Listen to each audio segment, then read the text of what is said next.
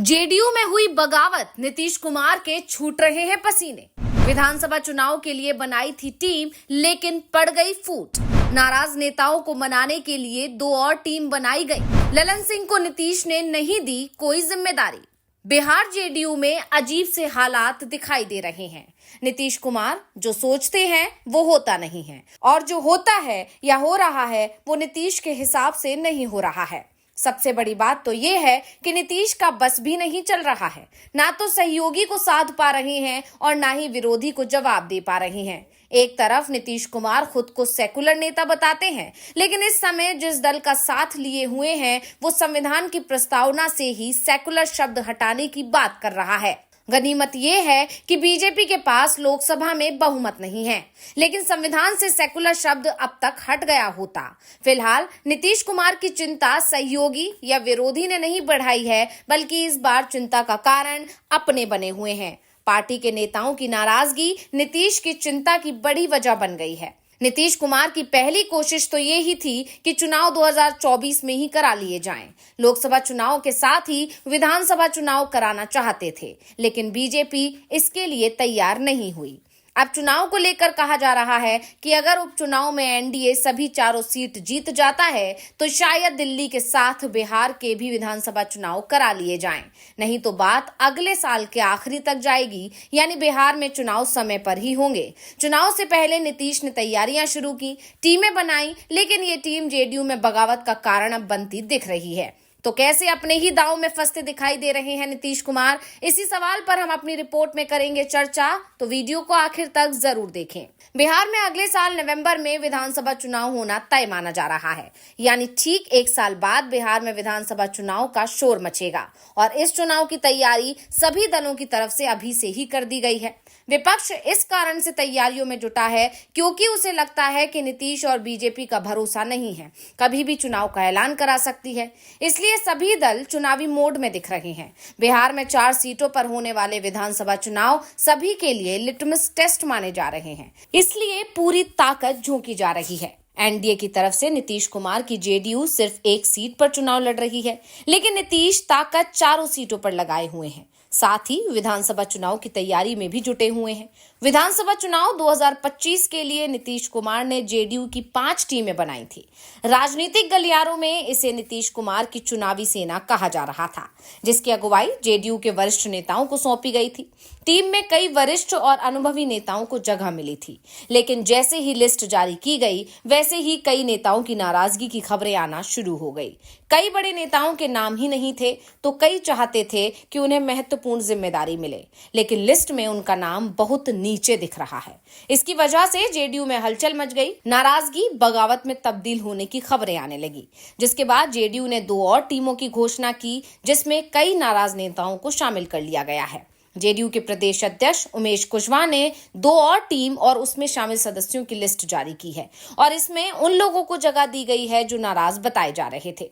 नई संशोधित लिस्ट को देखकर ऊपर तो लगता है मानो कुछ नेताओं को 2 टीम बनाकर शामिल किया गया है, लेकिन इस लिस्ट के जारी होने के पीछे की कहानी कुछ और ही है।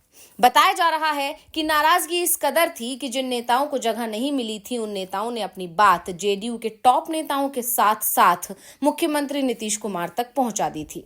मामले की गंभीरता को देखते हुए नीतीश कुमार और जेडीयू की टॉप लीडरशिप के शीर्ष नेताओं ने समय की नजाकत को भांप लिया। समझ गए कि चुनाव का समय है, नाराजगी को बगावत में बदलते देर नहीं लगेगी। आरजेडी पहले से ही तैयार बैठी हुई है।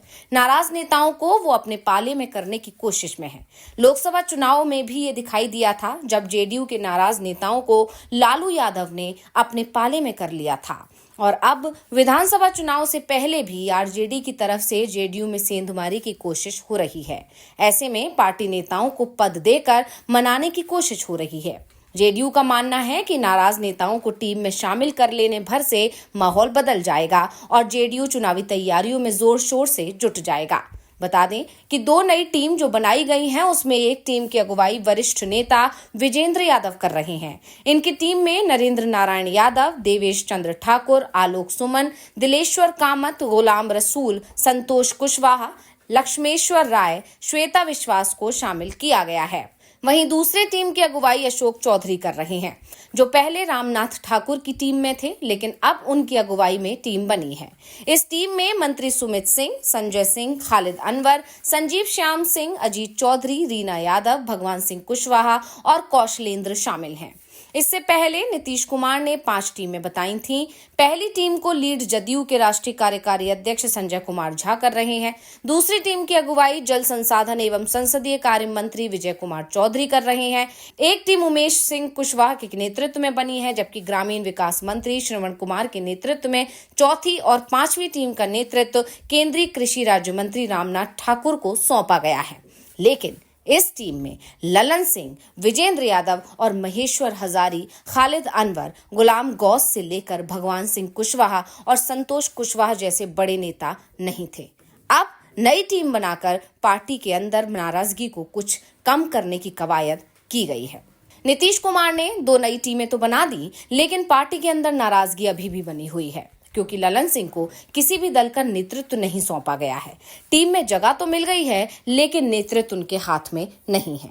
जिस तरह से ललन सिंह से नीतीश कुमार की नाराजगी की खबरें सामने आ रही हैं, उसके बाद साफ संकेत अब मिलने लगे हैं। दरअसल नीतीश कुमार जब से एनडीए के करीब आए हैं, उसके बाद से ललन सिंह अचानक ही बीजेपी नेताओं के करीब हो गए हैं। केंद्र की मोदी सरकार के पक्ष में खुलकर बयान दे रहे हैं, जिसके चलते नीतीश कुमार भी कई बार असहज दिखाई देते हैं। खासतौर पर वक्फ बिल के समर्थन में ललन सिंह ने लोकसभा में जो भाषण दिया था, उससे नीतीश ही नहीं बल्कि जेडीयू के अंदर भी खलबली मच गई थी। नीतीश ने ललन सिंह से इसे लेकर कोई सवाल तो नहीं किया, लेकिन जिस तरह से ललन सिंह के बयान के बाद पार्टी में उन्हें किनारे किया जा रहा है, उसके बाद ये सवाल जरूर उठ रहे हैं कि जो हाल आरसीपी सिंह के साथ नीतीश कुमार ने किया था, क्या वही हाल ललन सिंह के साथ होने जा रहा है। आरसीपी सिंह एक समय नीतीश कुमार के बेहद खास थे। नीतीश ने उन्हें 2 बार राज्यसभा भेजा, मोदी सरकार में मंत्री बनवाया। वैसे नीतीश ये कहते हैं कि आरसीपी सिंह खुद ही मंत्री बन गए थे, लेकिन जब नीतीश आरसीपी सिंह से नाराज हुए तो आरसीपी सिंह को जेडीयू तो छोड़नी ही पड़ी। आज उन्हें कोई भी दल लेने को भी तैयार नहीं है और आखिरकार उन्हें अपनी ही पार्टी खुद की बनानी पड़ी। ना ही वो बीजेपी के रह पाए और ना ही जेडीयू के रह पाए, और अब वही हाल शायद ललन सिंह का होने जा रहा है। इस तरह की खबरों ने जोर पकड़ लिया जब एक लिस्ट में उनका नाम तो है, लेकिन जितने वरिष्ठ नेता वो हैं, उस हिसाब से उन्हें नेतृत्व नहीं सौंपा गया है। तो अब नीतीश और ललन सिंह के बीच दूरियां आ गई हैं। इन खबरों ने एक बार फिर जोर पकड़ लिया। अब देखना होगा इस पर नीतीश या ललन सिंह या दूसरे जेडीयू नेताओं की तरफ से कोई प्रतिक्रिया आती है या नहीं। ये जानकारी आपको कैसी लगी, हमें कमेंट करके अपनी राय जरूर दीजिएगा। इसी के साथ वीडियो को लाइक करें, वीडियो को शेयर करें और चैनल को सब्सक्राइब करना ना भूलें।